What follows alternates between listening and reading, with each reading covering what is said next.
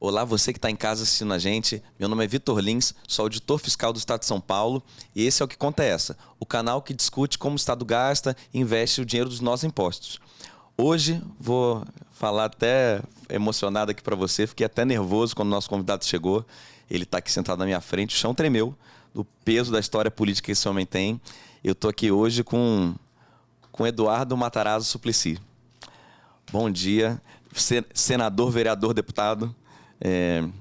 Muito bom dia, seja bem-vindo aqui ao nosso programa.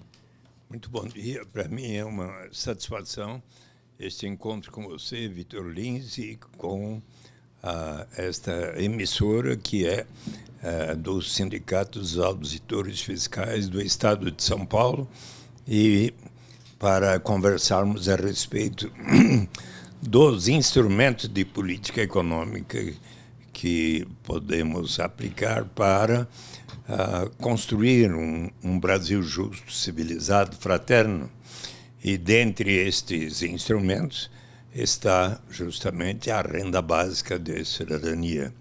Se nós quisermos, então, construir uma sociedade justa, aplicar os princípios que estão na Constituição brasileira, no artigo 3º, como objetivos fundamentais da República Federativa do Brasil, de promover o desenvolvimento econômico, construir uma sociedade livre, justa, solidária, erradicar a pobreza e promover maior igualdade social do ponto de vista socioeconômico para todos na sociedade, garantir a cada pessoa o direito a uma vida digna, não importa a sua origem, raça, sexo, idade, condição civil ou socioeconômica. Precisamos colocar em prática aqueles instrumentos que efetivamente contribuam para estes objetivos. Que instrumentos são esses? Por exemplo, quando abolimos a escravidão, elevamos o grau de justiça na sociedade, mas não tomamos todas as medidas necessárias para compensar mais de 3 séculos de escravidão. Se provermos a melhor qualidade de ensino para todos os meninos e meninas, todos os jovens, se possível em tempo integral, até para os adultos que não tiveram boas oportunidades quando eram crianças, à luz dos ensinamentos de nosso querido professor Paulo Freire.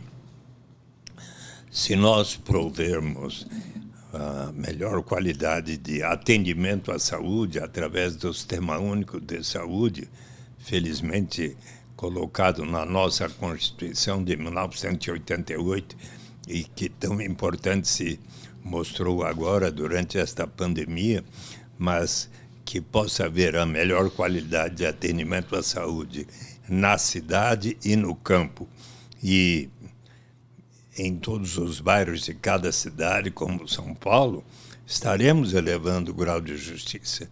Se também promovermos mais e mais oportunidades de microcrédito à luz dos ensinamentos do Prêmio Nobel da Paz, Muhammad Yunus, que em Bangladesh criou o Banco do Vilarejo, quando ele esteve no Brasil, e estimulando muito, seja o Banco do Brasil, o BNDES, o Banco do Nordeste do Brasil e até os bancos privados como Itaú, Bradesco, etc., a promoverem mais e mais microcrédito, isto é, pequenas somas de crédito para aquelas pessoas que, não tendo patrimônio, mas tendo capacidade de, eventualmente, poderem adquirir com microcrédito um instrumento de trabalho que, digamos, pode ser um cavalo, uma carroça de cachorro, uma carroça, um carrinho de cachorro-quente,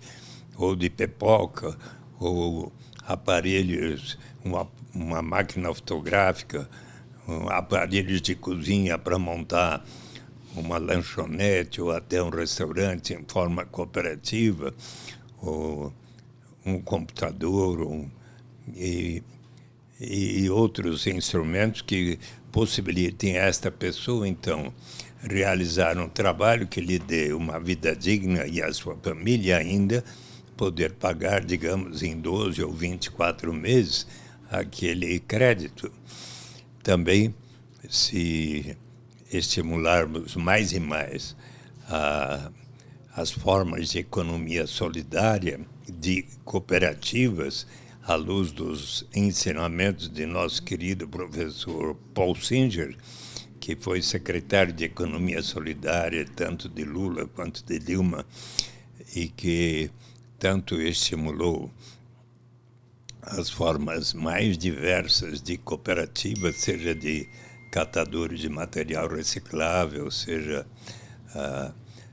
por exemplo, a cooperativa dos vendedores autônomos do Parque Ibirapuera, que eu tanto ajudei a criar, que é um sucesso desde do ano 2000, agora já com 22 anos. Eu sempre interajo com elas, com as vendedoras e vendedores de água de coco e outros produtos, quando eu vou caminhar no Parque Ibirapuera, fazer meus exercícios e continuar. O senhor faz quantas vezes por semana exercício? Bom, eu tenho aula de ginástica 3 vezes por semana, das 7h15 às 8h15, mas no final de semana passada eu fui até o parque e eu fiz uma corrida no bosque de 1.500 metros para manter a forma, né? Então, uma corrida básica cidadã. Então, mas além destes instrumentos que eu mencionei, estão as formas de transferência de renda.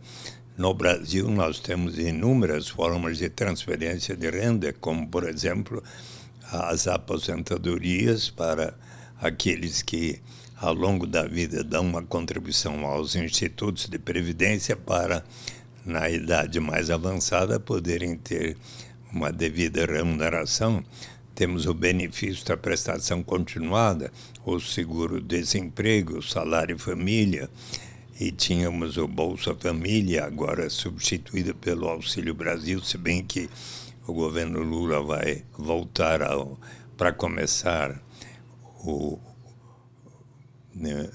em princípio, vai voltar ao Bolsa Família, até que, e aí vem o nosso diálogo, venhamos a instituir a renda básica de cidadania, que é o direito de toda e qualquer pessoa, não importa a sua origem, raça, sexo, idade, condição civil ou socioeconômica, de participarmos todos da riqueza comum de nossa nação como um direito à cidadania. A ninguém será negado.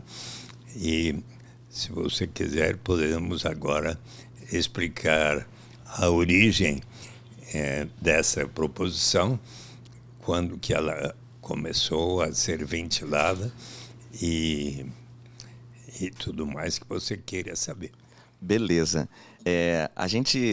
Vamos seguir uma ordem lógica aqui no programa, que a primeira coisa, assim, para a gente entender, para quem está em casa, entender os produtos políticos, as lutas do nosso convidado, é sempre legal a pessoa conhecer de um jeito particular o convidado em primeiro lugar. Tudo que o senhor fez, todo mundo já sabe, então não faz sentido nenhum apresentar aqui o senhor.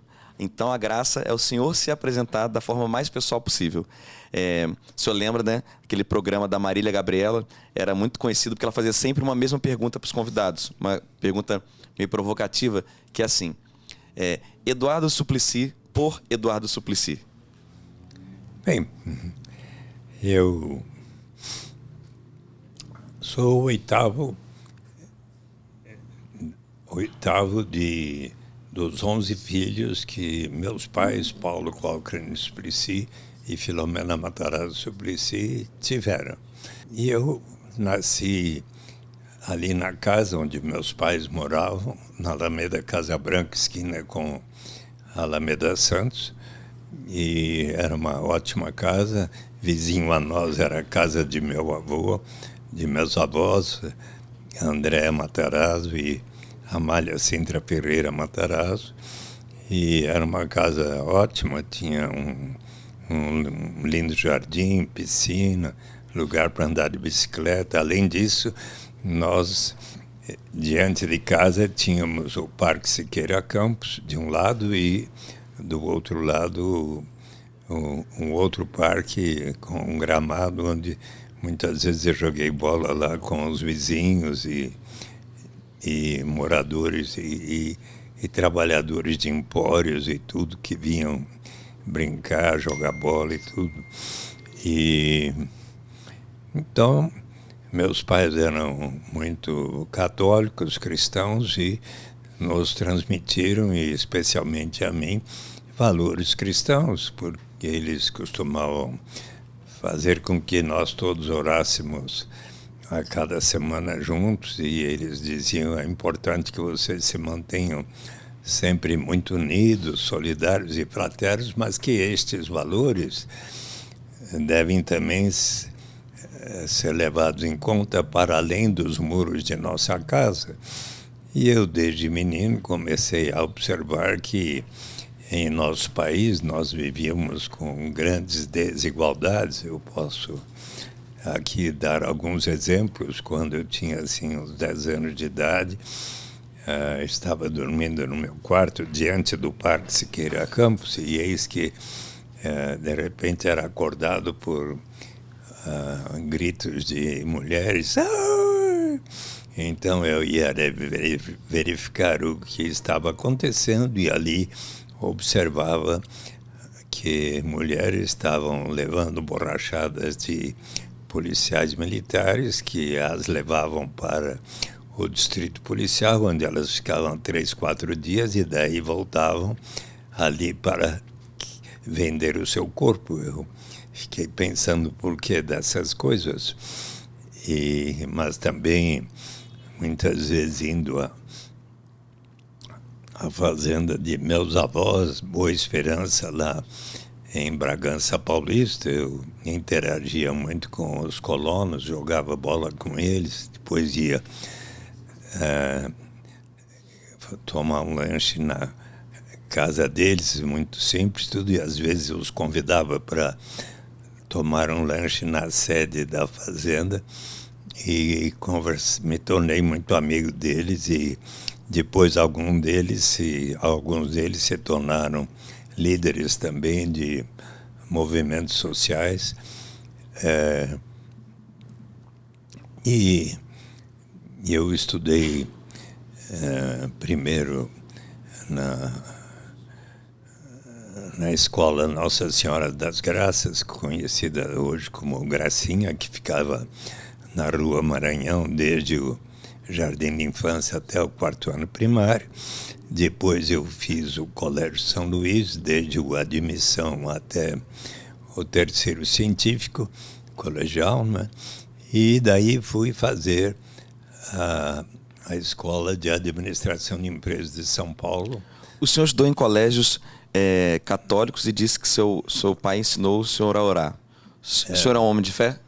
Sim, eu costumo ir à igreja, à missa, todos os domingos, e costumo comungar e tudo, mas também tenho assim uma relação de respeito com todas as demais religiões, sejam aquelas afro-brasileiras. Sou muito amigo, fui muito amicíssimo assim da Mãe Silva de Oxalá, do Axé e Leobá do Jabaquara. Hoje eu sou, ela já é falecida, mas hoje eu sou muito amigo do pai Rodney William, lá de um terreno que fica lá em Mariporã, mas muitas vezes converso com ele, tenho o maior respeito pelos orixás, e muitas vezes peço a boa energia dele para os meus propósitos. E meu pai era uma pessoa assim muito dedicada do ponto de vista social. Ele foi da organização do Auxílio Fraterno. Por 30 anos ele foi presidente da Casa do Pequeno Trabalhador, que hoje foi substituída pela Casa do Jovem Profissional, que inclusive, por exemplo, administra o restaurante escola ali na Câmara Municipal de São Paulo, que provê a um grupo de moços e moças o ensino de gerir um restaurante e tudo. A cada 6 meses eles são treinados e daí saem de lá já com possibilidade de trabalho e emprego. E meu pai, na casa do pequeno trabalhador, ele provia para 500 meninos de 10 a 15 anos a oportunidade de parte do dia serem guardinhas de automóvel ou engraxados ou outra atividade, e outra parte estudarem. E eu me lembro de, às vezes, ir até lá com ele e notava que eles abraçavam meu pai como se fosse um segundo pai. E por outro lado, na minha adolescência, com inúmeros amigos, eu me lembro de ter sido instado a querer saber, afinal de contas, o que era o capitalismo, o socialismo, o marxismo, o comunismo e tal. E eu, no meio do meu curso de administração de empresas, onde eu muito me interessei pelas matérias das ciências sociais, como sociologia, psicologia, a ciência política, instituições políticas, e quando chegou no término do 2º ano, eu pedi a meus pais que eu pudesse viajar por 6 meses nos países europeus, tanto ocidental quanto oriental, para saber um pouco do que era, por exemplo... Isso em que ano, mais ou menos? Em 1962, quando eu tinha 21 anos. E então meu pai permitiu e eu consegui uma viagem relativamente mais barata para participar do Festival da Juventude pela Paz e Amizade em Helsinki, na Finlândia, e depois fui visitar a Rússia, a Polônia, a Tchecoslováquia, e a Alemanha Ocidental, a Alemanha Oriental, a Suíça, a França, a Itália,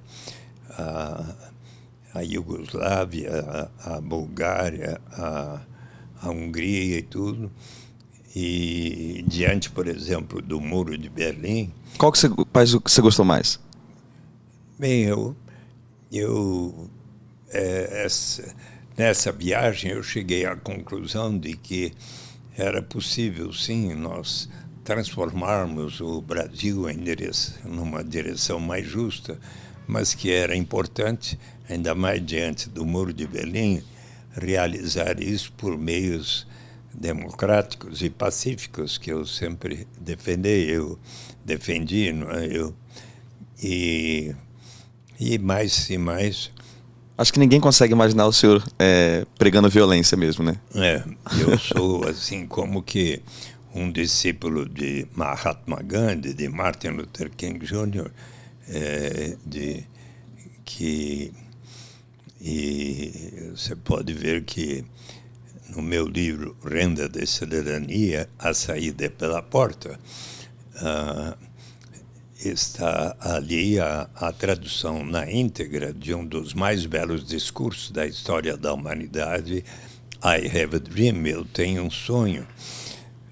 Certo dia eu fui convidado por 1.200 jovens do MST para que eu desse uma palestra para eles, uma aula, ali na Unicamp, num ginásio onde couberam os 1.200 jovens vindos de todos os lugares do Brasil. E eu, então, pensei, como é que eu vou começar esta aula? E resolvi traduzir e falar para eles, do inglês para o português, I have a dream, eu tenho um sonho, que você conhece bem esse discurso? Aí você traduziu o autor para Martim Lutero Rey? De Martin Luther King Jr., ele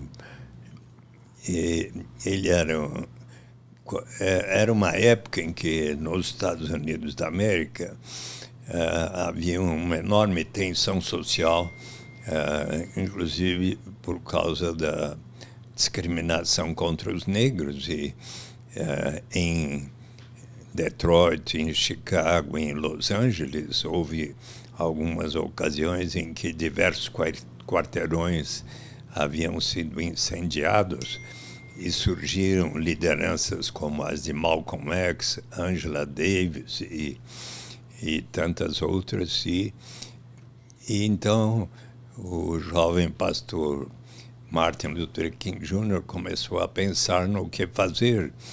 E ele, para lutar por direitos iguais para todos, brancos, negros, amarelos, vermelhos, e ele então resolveu ir até a Índia e estudar um pouco da trajetória de Mahatma Gandhi, né? E voltou aos Estados Unidos e começou a pregar a maior igualdade por meios da não violência. E então passou a realizar palestras nas igrejas de todas as denominações, nas universidades, faculdades e tudo. E no dia em que iriam se completar 100 anos da abolição da escravidão, ele resolveu convidar a todas as pessoas que lutavam por direitos iguais nos Estados Unidos para comparecerem diante do memorial de Abraham Lincoln, que havia 100 anos antes assinado a abolição da escravidão. Pois bem, o presidente John Kennedy o chamou na Casa Branca: não faça isso, esse pessoal vem aqui e vai destruir a capital. Pode estar certo de que vai ser uma demonstração pacífica. E compareceram 250 mil pessoas ali. Você pode ver, porque está no vídeo, né, do discurso dele, I Have a Dream, e tem essas imagens tão belas de todos assistindo e participando deste evento, onde falaram lideranças negras, brancas, vermelhas, amarelas e também grandes artistas, cantores como Nina Simone, Peter, Paul and Mary, John Baez, Bob Dylan e outros. E até que então, ao final, ele fez esse maravilhoso discurso onde ele disse que nós viemos hoje aqui para celebrar um ato tão importante que acabou com mais de 3 séculos do cativeiro para os negros. Acontece que passados 100 anos, infelizmente, aqueles direitos que estão consagrados como a busca da felicidade para todas as pessoas, brancos, amarelos, negros, etc., para os negros ainda não é verdade. Então, nós viemos aqui para transformar isso na direção correta. E é importante que não venhamos a tomar do chá do gradualismo daqueles que dizem que as transformações vão acontecer com o tempo, porque se elas não acontecerem imediatamente, a América vai viver outro verão abrasador. Mas também não vamos ser culpados de ações erradas. Vamos sempre confrontar a força física com a força da alma, para daí então ele dizer coisas tais como Eu tenho um sonho de que um dia, nos morros vermelhos da Geórgia, os filhos de ex-escravos e os filhos de ex-donos de escravos serão capazes de se sentar juntos na mesa da fraternidade.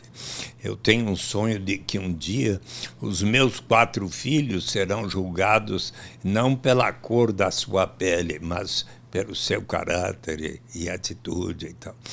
E por aí vai.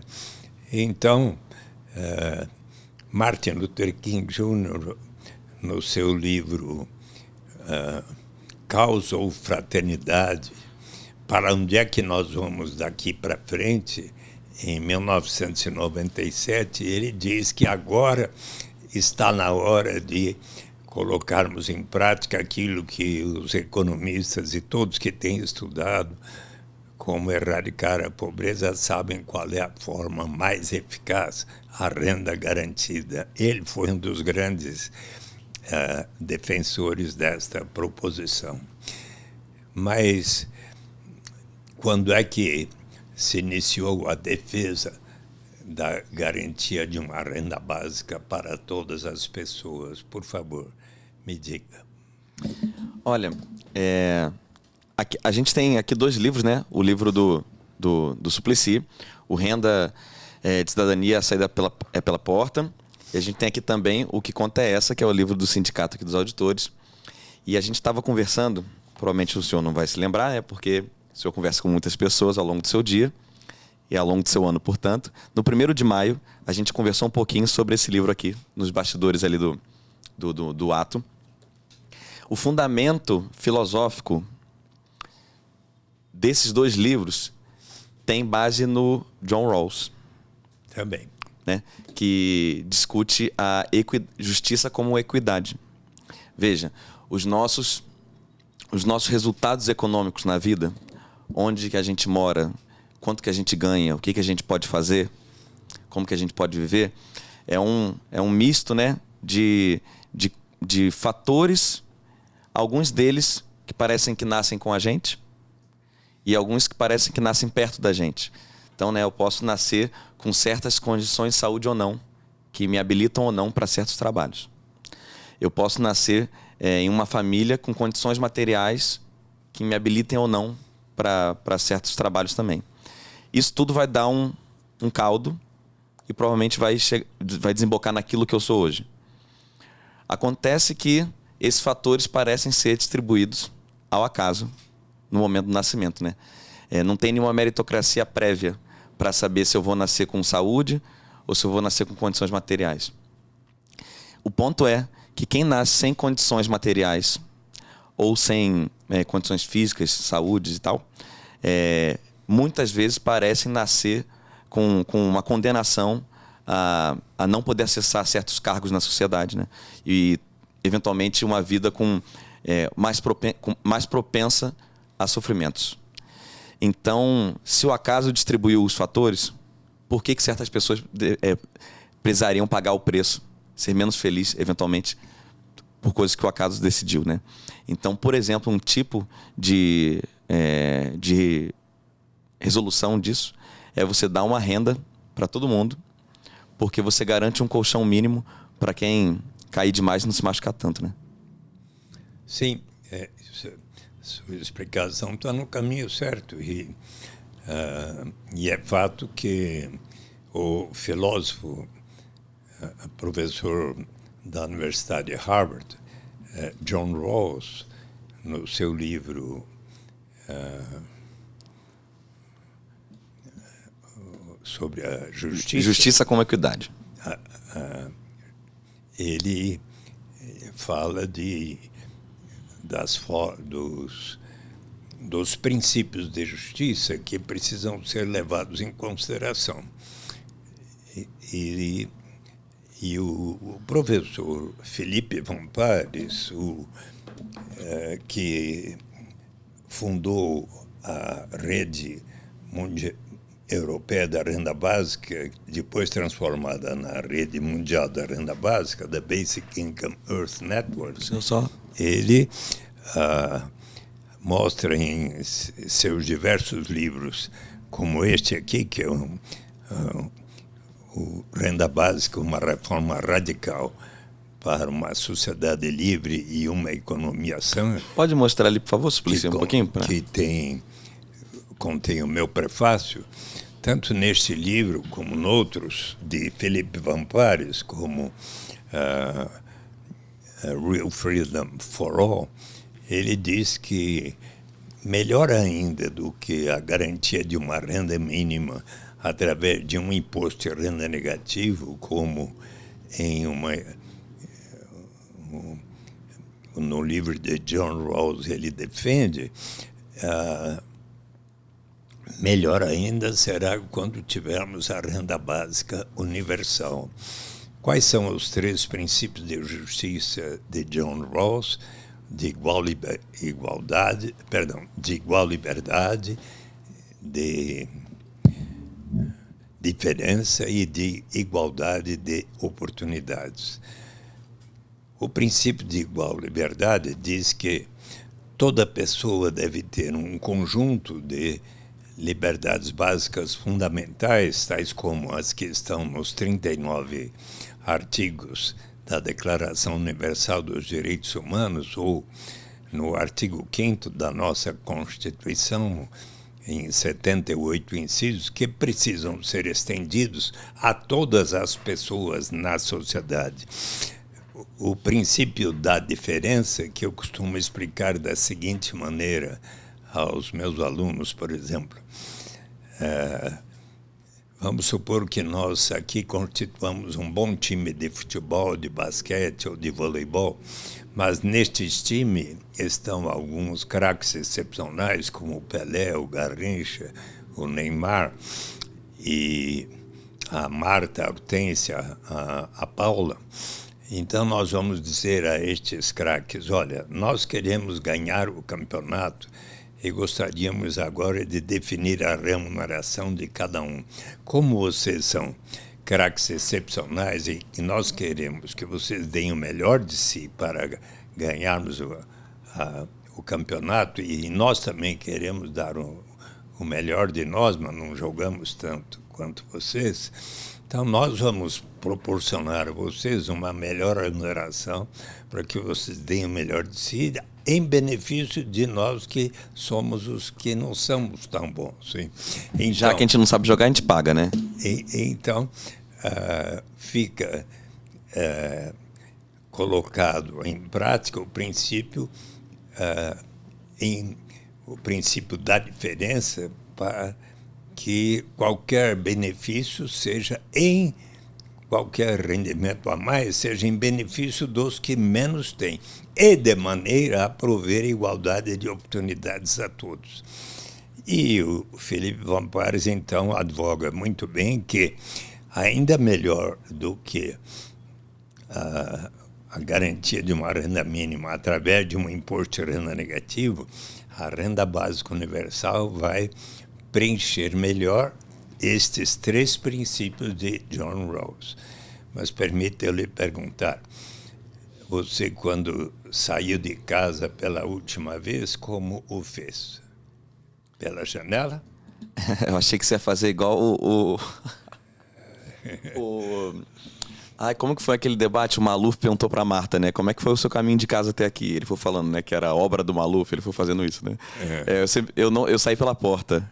Então. Por onde bem é a saída, né? E justamente o nome do meu livro é Renda de Cidadania, a saída é pela porta, para lembrar que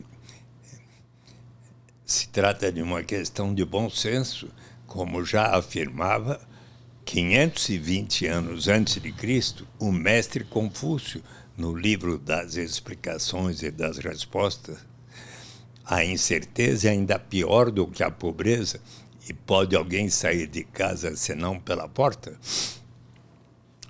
É uma questão de bom senso. Se formos à Bíblia Sagrada, no Antigo Testamento, qual a palavra mais citada em hebraico no Antigo Testamento? Tzedakah, T-Z-E-D-A-K-A, que em hebraico significa justiça social, justiça na sociedade, o grande anseio do povo judeu, como também o é do povo palestino. Então, no livro do Êxodo, de Deuteronômio, dos Provérbios e todos os demais, sempre está a palavra tzedakah. Não é à toa que o MST muitas vezes começa a leitura, começa os seus seminários pela leitura do Êxodo, para lembrar da luta pela terra prometida, por justiça na sociedade. Se nós formos ao Novo Testamento, nos Atos dos Apóstolos, está que eles venderam todos os seus bens, passaram a viver em comunidade de maneira a prover a cada um de acordo com as suas necessidades. Se nós formos ver as parábolas de Jesus, como as do Senhor da Vinha, ele diz que o Senhor da Vinha contratou inúmeros trabalhadores ao longo da jornada. Com cada um combinou o que ambos consideravam justo. Ao término, ele começou a pagar pelo último que ali havia chegado, e quando pagou ao primeiro, este lhe perguntou: mas como assim, o senhor está me pagando o mesmo que ao último que aqui chegou e eu trabalhei mais do que ele? Ora, você não percebe que eu estou lhe pagando exatamente o que ambos consideramos como justo, e o último que aqui chegou também precisa receber o necessário para o sustento da sua família. Se nós formos ver a segunda epístola de São Paulo aos Coríntios, ele diz que todos nós deveremos sempre seguir o exemplo de Jesus, que, em sendo tão poderoso, resolveu se solidarizar e viver dentre os mais pobres, de tal maneira que, conforme está escrito, para que haja justiça, para que haja igualdade, toda aquela pessoa que teve uma safra abundante não tenha de mais, toda aquela pessoa que teve uma safra pequena não tenha de menos. Se nós formos ver o que pensam os seguidores do islamismo, de Maomé, dos 4 califas que escreveram o livro dos hadis, Omar, o segundo deles, diz que se for para... Quer dizer, toda aquela pessoa que detém um grande patrimônio deve destinar uma parcela de seu patrimônio para os que pouco ou nada têm. Se formos olhar o budismo, Dalai Lama, numa ética para o novo milênio, diz que se for para aceitar o consumo tão suntuoso dos mais ricos, nós precisamos antes assegurar a sobrevivência de toda a humanidade. Podemos seguir um pouco mais adiante na história e nos encontrarmos, por exemplo, com Thomas More, em 1516, na Inglaterra. Você sabe que, certo dia, o presidente Bolsonaro, numa reunião ministerial transmitida ao vivo, disse que... Aquela da boiada? Aquela da boiada. Nessa mesma reunião, ele disse, numa certa hora, que queria distribuir armas para todo o povo brasileiro. Arma básica cidadã? Você tem armas em casa? Eu lhe perguntei. Eu não tenho. Eu também não. Só armas brancas que eu gosto de usar para cozinhar no meu sábado. Mas sabe que eu aprendi com meu pai, que costumava dizer: meu filho, aqui em casa nós nunca vamos ter armas. Eu conheço famílias onde, certo dia, os meninos foram brincar, pegaram a arma do pai no armário e um matou o primo. Então nós nunca vamos ter armas aqui em casa. E eu nunca tive, e falo mesmo para meus filhos e netos, não é? Mas daí, certo dia, o presidente Bolsonaro disse que estava com a Covid-19 e precisava ficar pelo menos 2 semanas isolado no Palácio da Alvorada. Então eu pensei um pouco e falei, quem sabe ele possa aprender. Ele está com Covid agora? Não, isso faz tempo. Tem pouco que ele está recluso lá, né? Isso já faz algum tempo. Porque eu, então, achei que, quem sabe, ele pudesse ler um livro e aprender a lição, e mandei para ele A Utopia de Thomas More. Você mandou uma correspondência para o Jair Bolsonaro? Mandei. E o gabinete dele respondeu? Agradeceu, mas não disse que ele tenha lido A Utopia de Thomas More. Manda aquelas, assim, reiteração, né? Tantos dias sem resposta. Sabe? Ficou um e-mail marcando assim. Sim, mas agora já faz mais de 2 anos, não é? E muitas vezes eu contei... Manda ano que vem para ele, assim, ó. Agora teve tempo. Quem sabe agora, quando, ao terminar o mandato, ele aprenda, né? Mas por que razão? No livro primeiro de A Utopia, eis que o cardeal Morton está conversando com diversas pessoas sobre a pena de morte que, instituída na Inglaterra no início do século XVI, não havia colaborado para diminuir a criminalidade violenta, os assaltos, os roubos, os assassinatos. E eis que, então, o viajante português Rafael Itlodeu em grego é um contador de histórias, observou: muito mais eficaz do que infligir estes castigos horríveis a quem não tem outra alternativa senão, de primeiro, tornar-se um ladrão para daí ser transformado em cadáver, é você assegurar a sobrevivência das pessoas. E com base nesta reflexão, um amigo de Thomas More, chamado Juan Luís Vives, escreveu para o prefeito da cidade flamenga de Bruges, na Bélgica, um tratado de subvenção aos pobres, onde, pela primeira vez, propõe a garantia da sobrevivência aos habitantes de Bruges. E, por esta razão, Thomas More é considerado um dos grandes pensadores da história que propôs os fundamentos da renda básica universal. Podemos seguir um pouco mais? Eu queria fazer um check, assim, uma subsunção dos 3 itens, assim, de um jeito objetivo, só para a gente ficar... para a gente salvar esse conteúdo na internet. Então, assim, ó, eu vou perguntar um princípio de cada vez do John Rawls e o senhor diz, por favor, como que a renda básica cidadã, a ele responde. Mas isso eu já fiz. Tá. Os 3 princípios eu expliquei. E como que a renda como que a renda cidadã se encaixa para resolver o problema? Mas eu acho que vai ser mais didático se eu, então, apresentar como foi a evolução da proposta da garantia de uma renda mínima. A primeira que eu apresentei no Senado, que foi em abril de 91, quando apresentei a garantia o projeto de lei para instituir a garantia de renda mínima através de um imposto de renda negativo. Toda pessoa adulta que não recebesse até 45 mil cruzeiros mensais, cerca de $150 na época, passaria a ter o direito de receber 50% da diferença entre aquele patamar e o nível de renda da pessoa.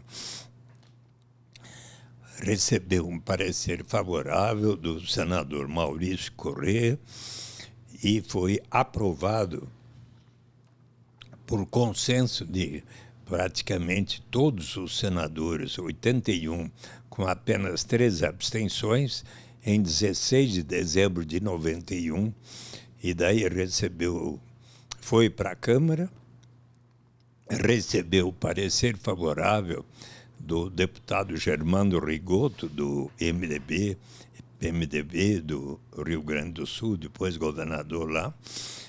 Mas aconteceu que, em agosto de 1991, o professor Walter Barelli, que coordenava o governo paralelo do presidente Lula, que havia perdido a eleição para Fernando Collor de Mello em 89, chamou uma reunião de cerca de 50 economistas simpatizantes do PT em Belo Horizonte. E nesta reunião eu com Antônio Maria da Silveira, que havia me ajudado na formulação do projeto, apresentamos a proposta e o então professor até hoje da Pontifícia Universidade Católica do Rio de Janeiro, José Márcio Camargo, ponderou: olha, Eduardo, será bom a garantia de uma renda mínima, mas será importante nós começarmos para aquelas famílias carentes que, não tendo outra alternativa para dar de comer em casa para suas crianças,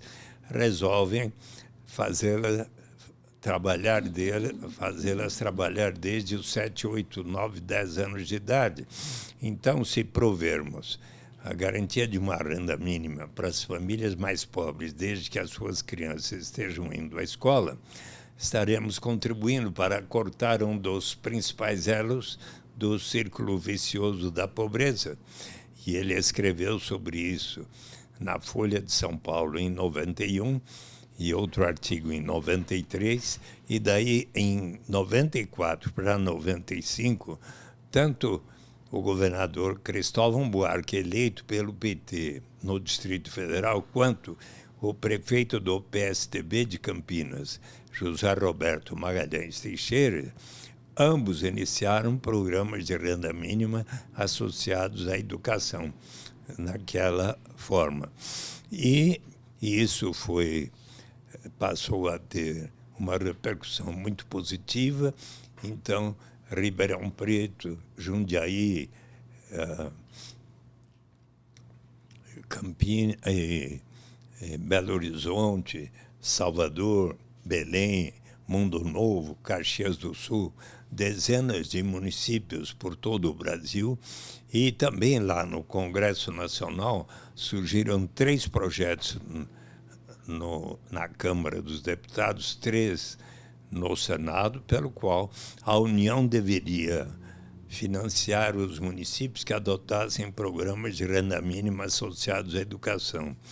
Em 1994, esteve em São Paulo Felipe Vampares, dando aulas aqui na USP, na Universidade Federal do Rio de Janeiro, e quando soube que eu tinha conseguido aprovar no Senado aquele projeto, me convidou para o 5º Congresso Internacional da ABIAN, que foi realizado em Londres, e eu fui lá e conheci tantos dos economistas e filósofos que defendem a renda básica universal.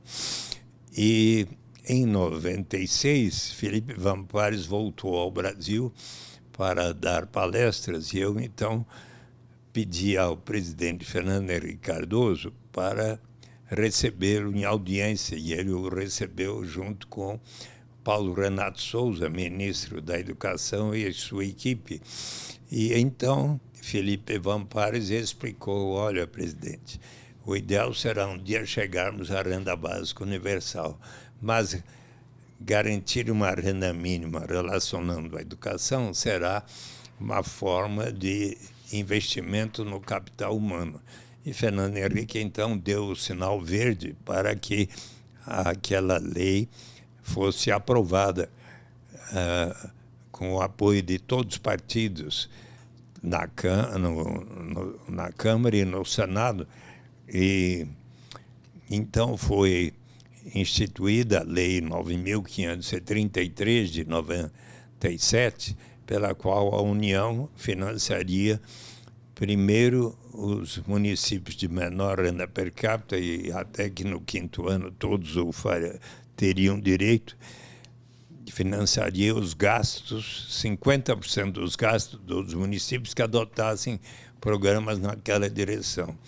Antes de chegar no 5º ano, em 2001, Fernando Henrique baixou medida provisória, dados os resultados tão positivos que estavam acontecendo, para que surgisse uma nova lei pela qual a União financiaria em 100% todos os gastos dos municípios que adotassem programas naquela direção.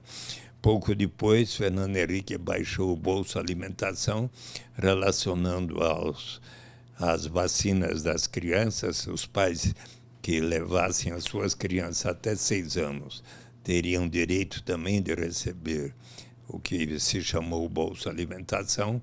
Pouco depois veio o auxílio gás, uma certa quantia para cada família carente comprar o gás de cozinha. E eleito o presidente Lula em 2002, ele lançou o programa Fome Zero, que proporcionava um cartão alimentação de R$50 para as famílias carentes, mas poderem adquirir R$50 somente em alimentos.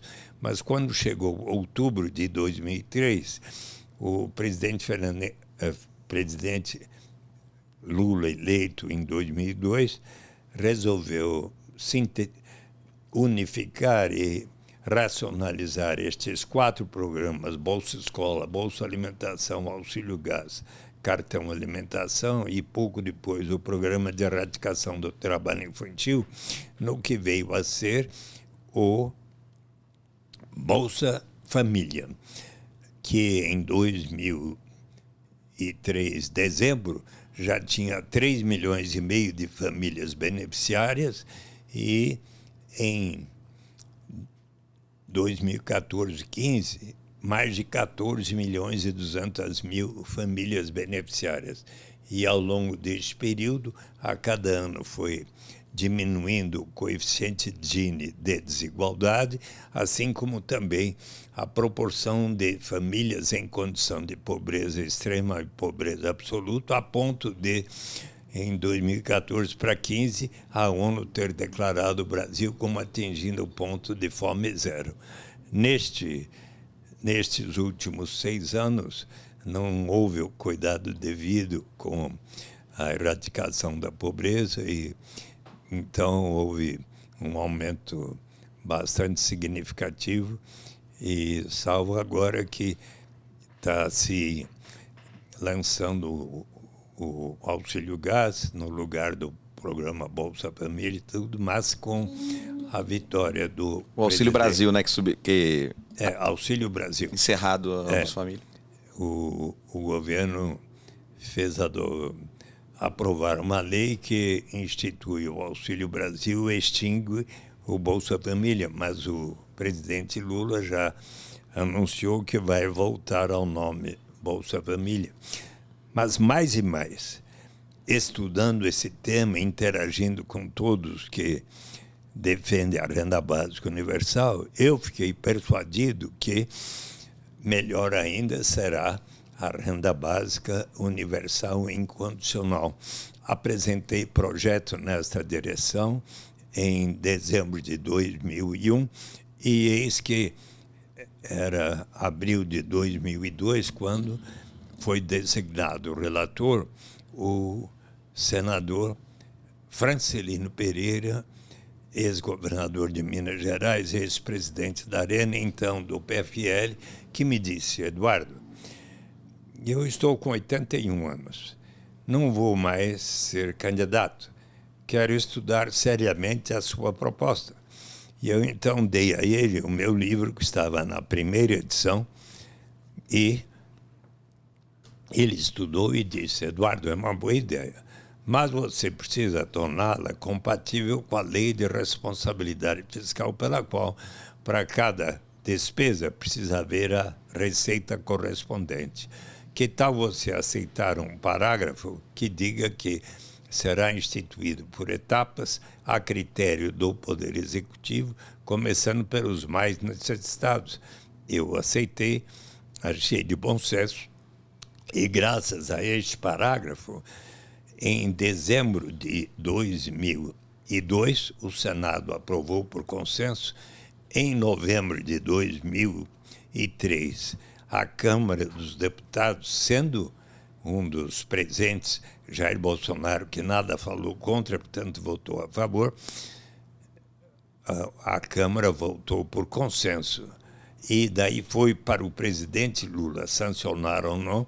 Expliquei ao ministro da Fazenda, Antônio Palocci, que disse ao presidente Lula, como é para ser instituído gradualmente, é factível, pode sancionar, e numa linda cerimônia, presente até minha mãe, Filomena Matarazzo Suplicy, com aos 95 anos no Palácio do Planalto, e o Felipe Vampares foi convidado também, e também foi convidado, mas estava dando aulas na Universidade de Sorbonne, em Paris, aquele que muitos consideram, talvez você também, qual é a sua formação? Comecei estudando Relações Internacionais, depois Direito, aí fui para Ciência Política. Mas você sabe que muitos consideram o maior economista brasileiro Celso Furtado. Sim. Né?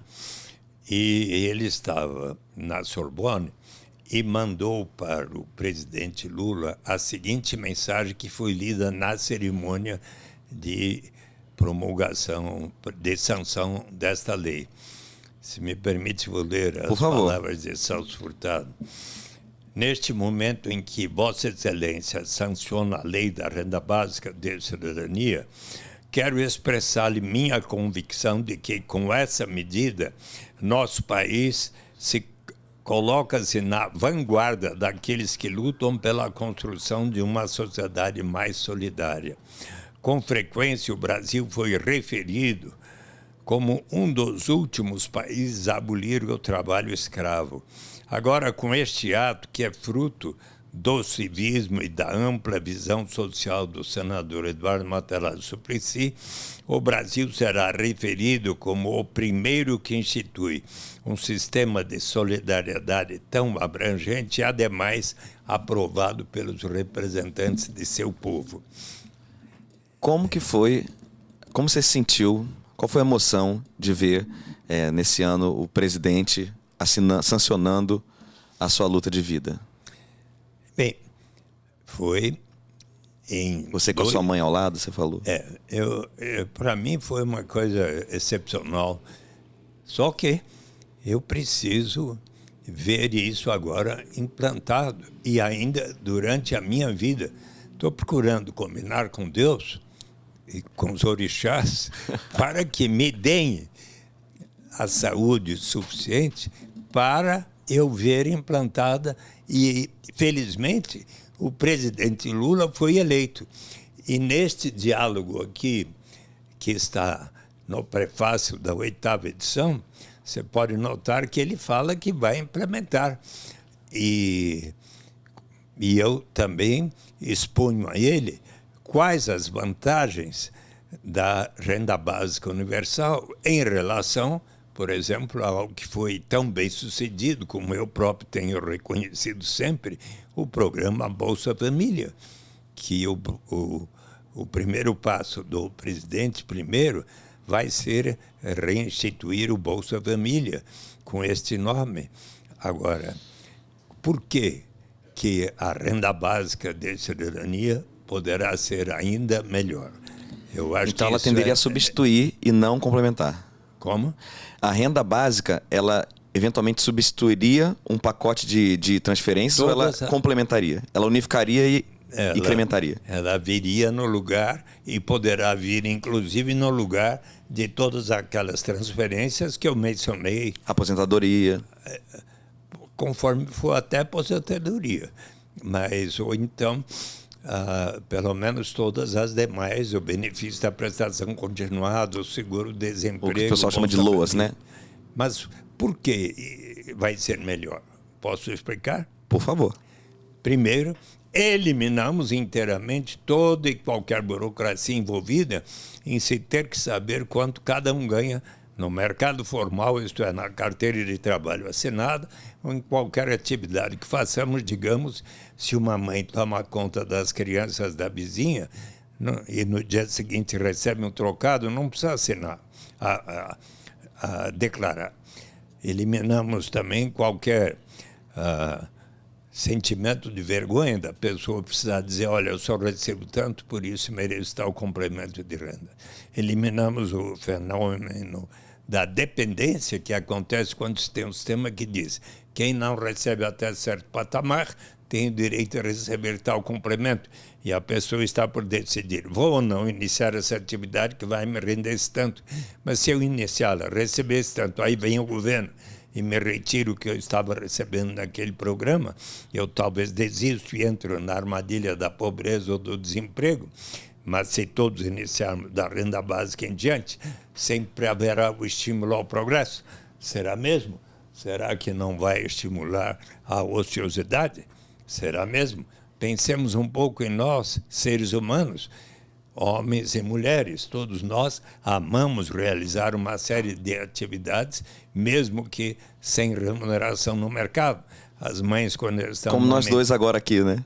Perdão? Como nós dois agora aqui, né, nesse programa. As mães, quando estão amamentando seus nenês, qualquer dia da noite, da madrugada, eu aqui estou dando aula com o maior prazer para você.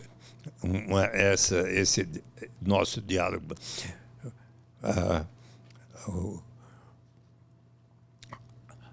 As pessoas, quando participam de atividades nas associações de bairros, nas igrejas de todas as denominações, nos centros e diretórios acadêmicos, porque nos sentimos úteis perante a comunidade, a Constituição brasileira assegura o direito à propriedade privada, o que significa que aquela pessoa que detém a propriedade de uma fábrica, de uma fazenda, de um banco, de um hotel, de um restaurante, títulos financeiros, propriedades imobiliárias, pode receber os rendimentos do capital na forma de lucro, juros, aluguéis. E, por acaso, exigimos dos que têm o capital a necessidade de comprovarem que estejam trabalhando, que suas crianças e adolescentes estejam indo à escola para receber aqueles rendimentos, não.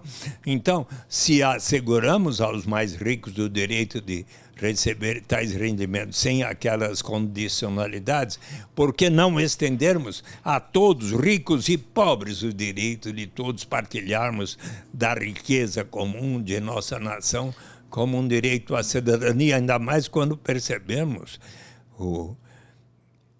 a certos aspectos da nossa história, o fato de que por mais de 3 séculos, milhões de pessoas foram arrancadas de sua terra natal na África para virem ao Brasil, colaborarem para o enriquecimento de tantas famílias, sem que lhes fosse provida qualquer remuneração que não fosse viver numa senzala e receberem uma alimentação que fazia com que os escravos tivessem uma expectativa de vida pouco superior a 30 anos de idade.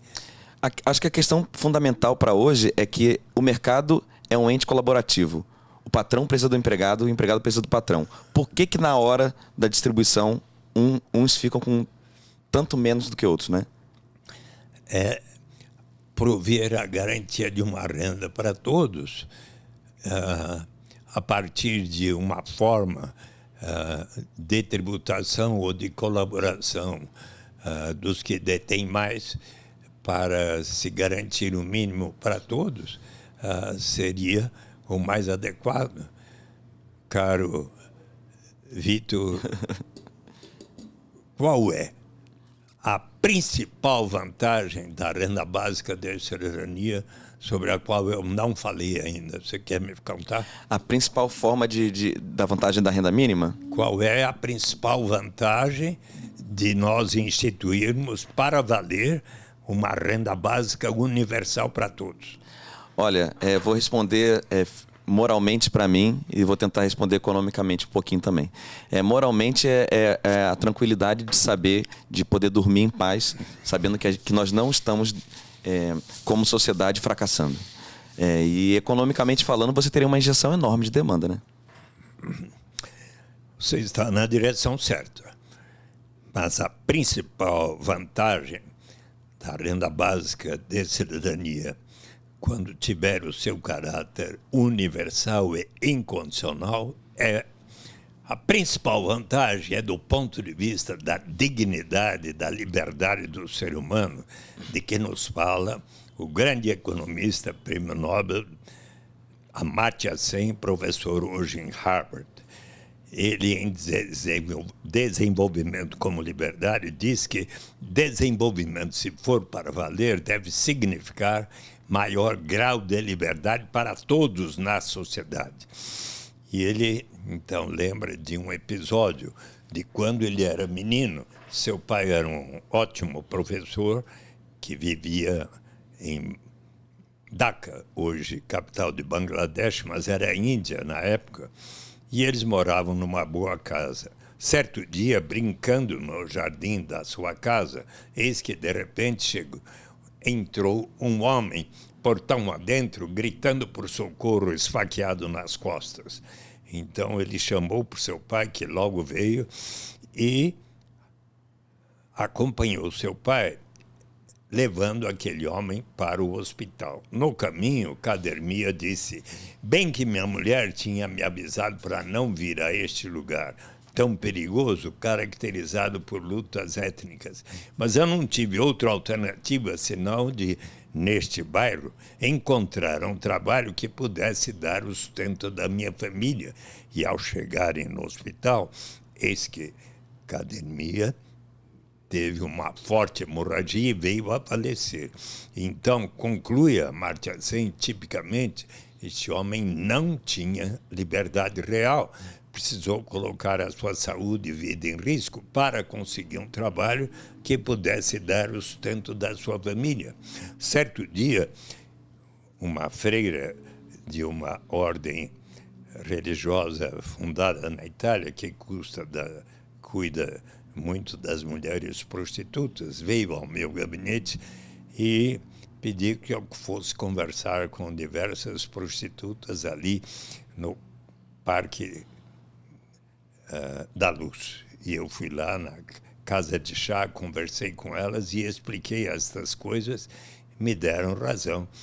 O dia que puder, uma mulher que não tendo como dar de comer em casa para suas crianças, para sua avó, e resolve vender o seu corpo lá no Parque da Luz, ou também para aquele rapaz que, não tendo alternativa para colaborar com o orçamento da sua família e resolve se tornar o aviãozinho da quadrilha de narcotraficantes, como personagem que você conhece dos Racionais MCs, do Mano Brown, o Homem na Estrada, que recomeça a sua vida. Eu tinha 19 anos quando você foi na minha faculdade e cantou. Por favor, continue. Qual era a faculdade?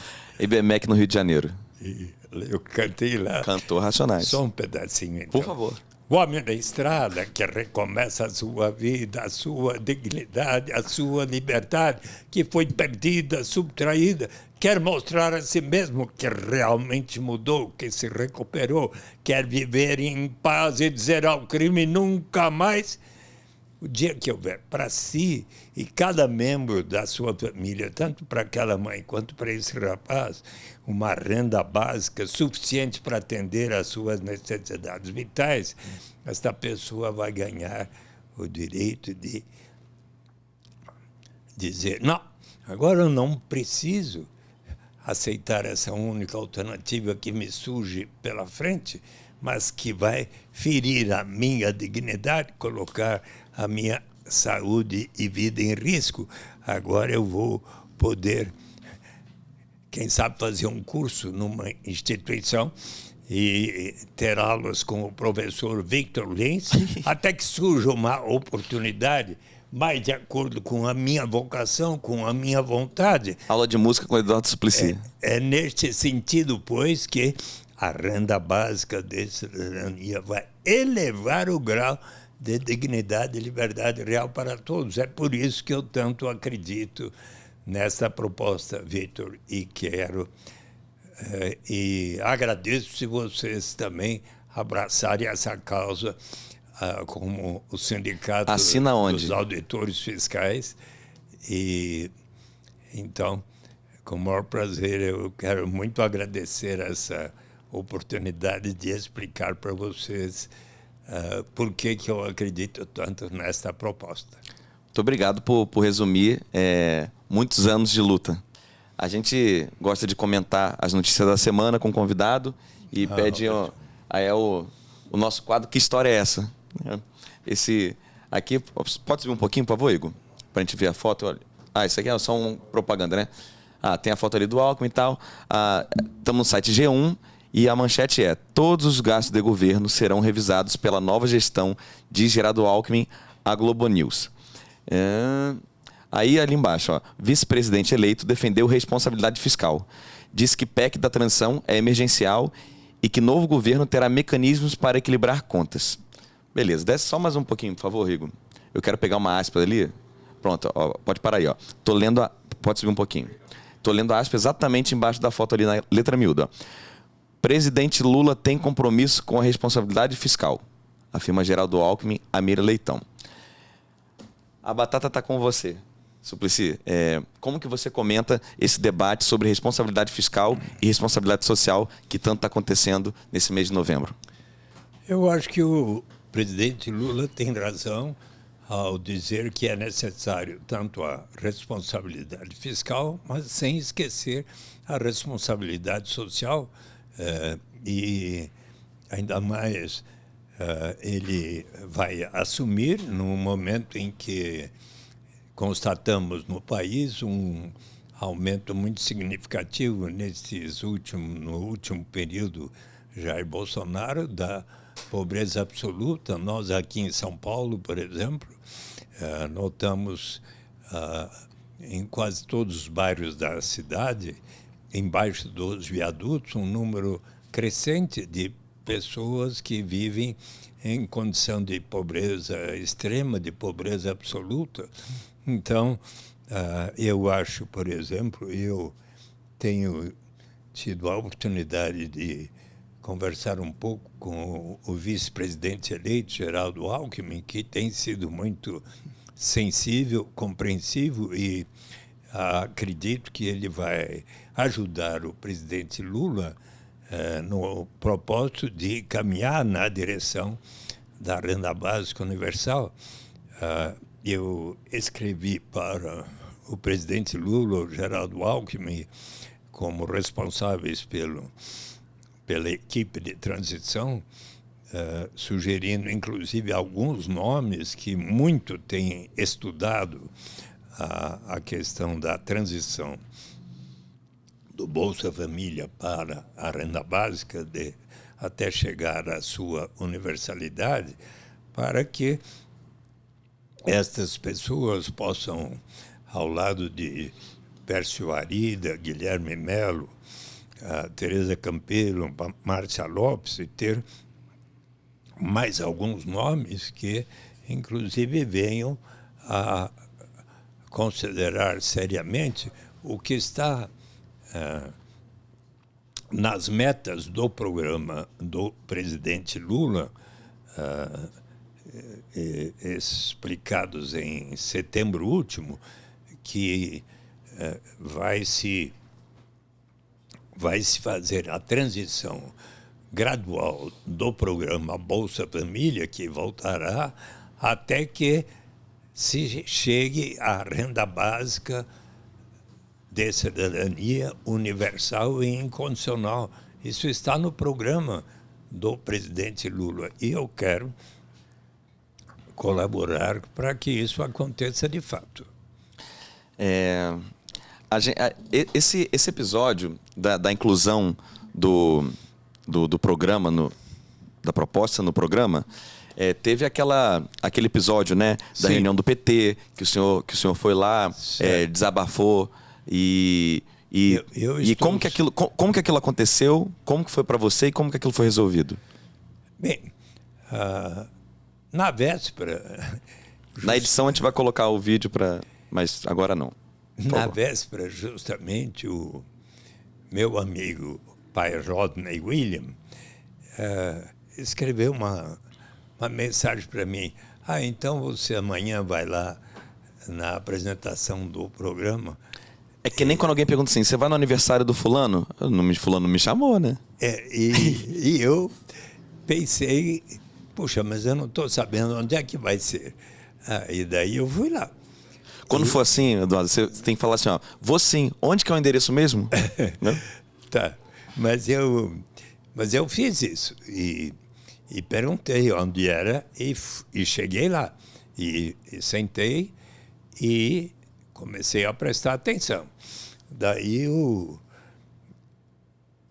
era um caderno de 121 itens e que eu não tinha ainda tomado conhecimento.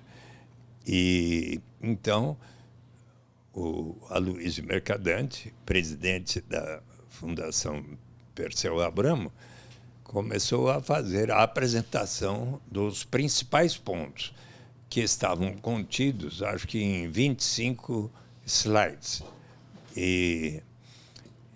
Então, eu estranhei que em nenhum deles estava Você estava assim lá hoje? a meta da renda básica de cidadania. Então, primeiro, não fui convidado. Segundo, não estava lá presente e eu falei bravo. E junto a Luiz Mercadante, ao lado de Lula e Alckmin. Mas daí o Aloysio Mercadante mostrou, não, é que você não leu ainda que o item, e era de fato o item 20, e eu cito essa passagem na carta ao Alckmin, está escrito que vai haver a transição gradual do novo Bolsa Família para a renda básica universal. E daí eu, inclusive, tive uma reunião com a Luiz Mercadante, diversos economistas e tudo, poucos dias depois, para consolidarmos este entendimento, que eu tenho até hoje. Então,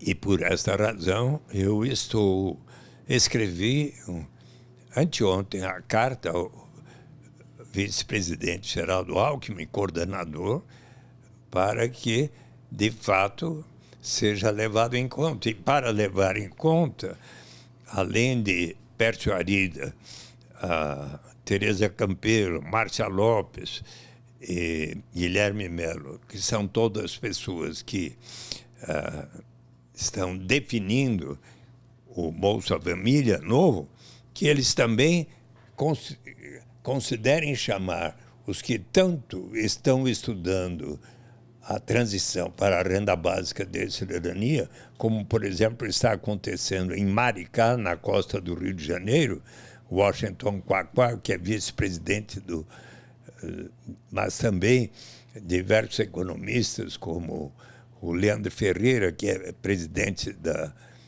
Rede Brasileira da Renda Básica, a Aldair Sposati, que é professora na PUC de São Paulo, a Tatiana Roque, a Paola Oliveira de Carvalho, e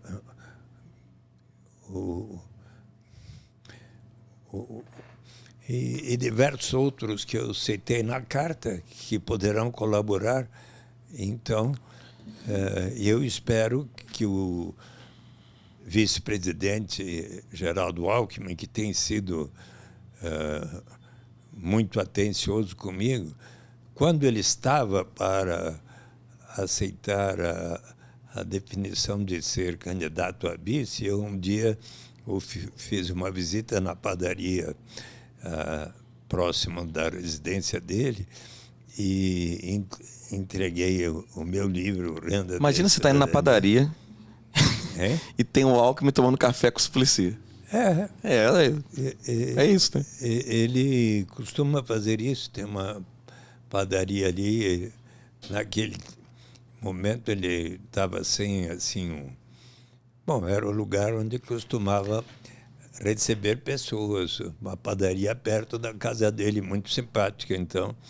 E eu fui lá e conversamos muito amavelmente, não é? Deixa eu perguntar, para registrar aqui, dada a pressão orçamentária, né, a questão fiscal é sempre um ponto que se coloca, um desafio que se coloca, estabelecendo a renda básica de cidadania como uma prioridade, o que você cortaria do orçamento para fechar a conta? Bem, eu acho que nós precisamos pensar em em formas de financiar. De um lado, com um exame bem adequado da estrutura fiscal, que deve estar aí bem relatada. Aqui a gente aponta o problema do sistema da dívida pública. Então,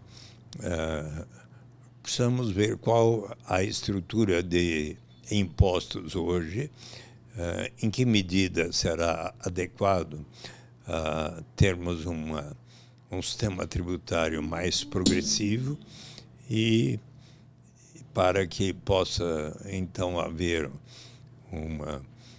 Mas como assim?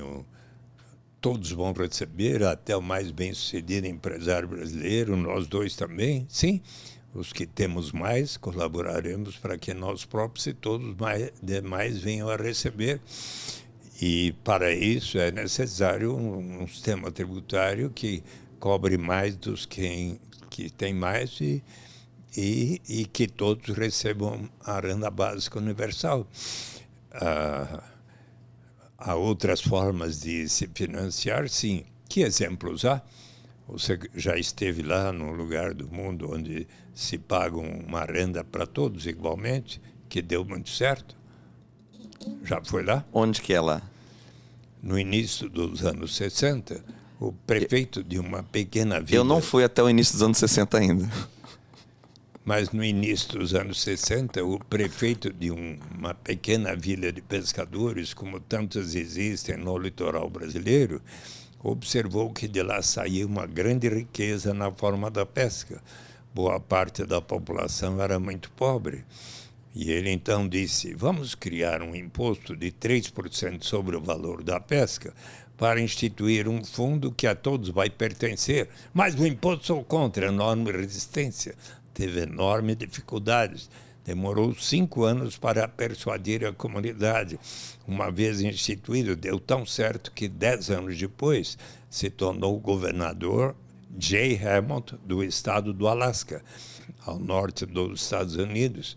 E o Alasca, ao final dos anos 60, começo dos anos 70, descobriu enorme reserva petrolífera. Em 1976, esse governador Jay Hammond, que eu conheci pessoalmente, disse aos seus 300 mil habitantes, hoje mais de 700 mil. Nós precisamos pensar não apenas na geração presente, mas na vindoura. Vamos separar pelo menos 25% dos royalties decorrentes da exploração dos recursos naturais para instituir um fundo que a todos pertencerá. E ele quis que todos debatessem e votassem. Deu 76 mil, deram sim, 38 mil não, 2-1 venceu. E então aqueles recursos passaram a ser investidos no Fundo Permanente do Alasca em títulos de renda fixa, ações de empresas do Alasca, contribuindo para diversificar a sua economia dos Estados Unidos e internacionais, inclusive de mais de 200 empresas brasileiras. Nós contribuímos para que isso exista lá, empreendimentos imobiliários. O fundo passou de $1 bilhão no início dos anos 80 para 80 bilhões de dólares hoje. Vamos supor, Vitor Lins, que você estivesse residindo no Alasca 1 ano ou mais. Então, única exigência. Você teria preenchido um formulário, uma página só, sou o Vitor Lins, resido neste endereço, preenche por suas crianças até 18 anos, por elas recebe igual para cada uma. Trabalho nesta instituição, não precisa dizer qual a sua remuneração, nem o seu patrimônio acumulado, poucas perguntas adicionais, 2 pessoas que lhe conhecem testemunham essa declaração é verdadeira. Se assim tivesse procedido entre 1º de janeiro e 31 de março, ao final de setembro, começo de outubro, por transferência eletrônica na sua conta bancária, ou se preferiu por cheque enviado ao seu endereço, você teria lá recebido primeiro 300, depois 400, 500, 600 estavam no ano 2008, quando o preço do petróleo foi lá para cima, foram $3.200 por pessoa.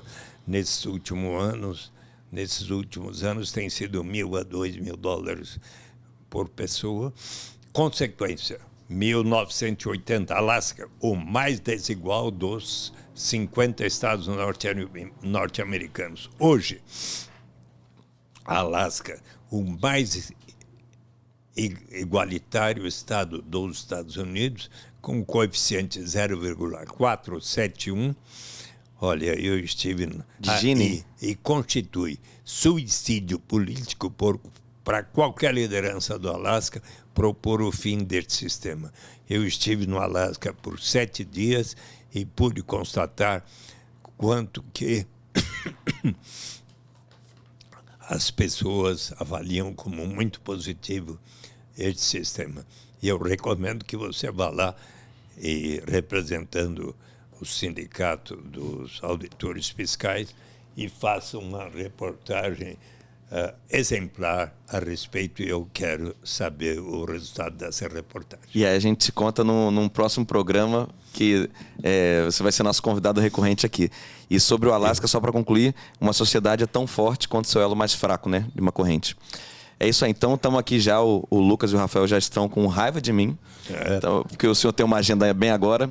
Então eu vou passar, pedir para o senhor dizer como que acha o senhor nas redes sociais e em tudo, e faz uma consideração final, e a gente encerra, e aí agora vocês podem ficar bravo com ele se ele demorar.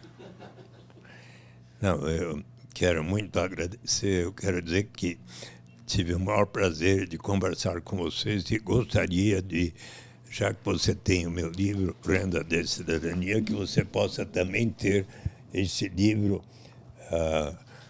que eu escrevi junto com a Mônica Dallari, Um Jeito de Fazer Política.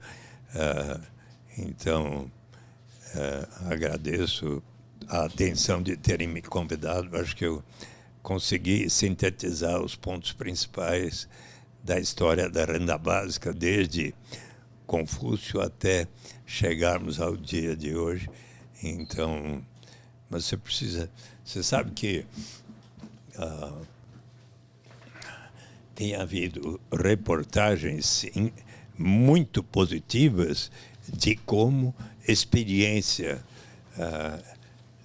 da renda básica tem sido realizada nos mais diversos países e continentes do mundo. Hoje, muito mais do que quando eu resolvi apresentar em 2001 a proposta. Hoje, dezenas de experiências se realizam. Eu, por exemplo, fui visitar no Quênia a proposta, a experiência pioneira nas vilas rurais do Quênia, e está descrito aí Um Jeito de Fazer Política. A Mônica Dallari foi comigo e observamos, por exemplo, que, do ponto de vista da autonomia das mulheres, a renda básica foi extraordinária e, dentre outras coisas, diminuiu a violência doméstica contra a mulher em 51% e a violência sexual contra as mulheres em 66%. Com a experiência de 2016, nós visitamos lá, era janeiro de 2019. Muito obrigado, Eduardo Suplicy, nosso futuro deputado estadual, agora já eleito, ex-senador, ex-vereador e futuro senador de novo. Só colocar seu nome na urna que eu voto. E para você que assistiu a gente aqui até agora, muito obrigado. Se inscreve nas nossas redes sociais, que conta é essa. E agora, terminando, enquanto sobe os créditos e vem uma guitarra meio cafona, eu vou entregar o livro para ele e vai vir aquela cena de eu apertando a mão dele, né? Então, valeu, Eduardo Suplicy, o livro que conta é essa do sindicato.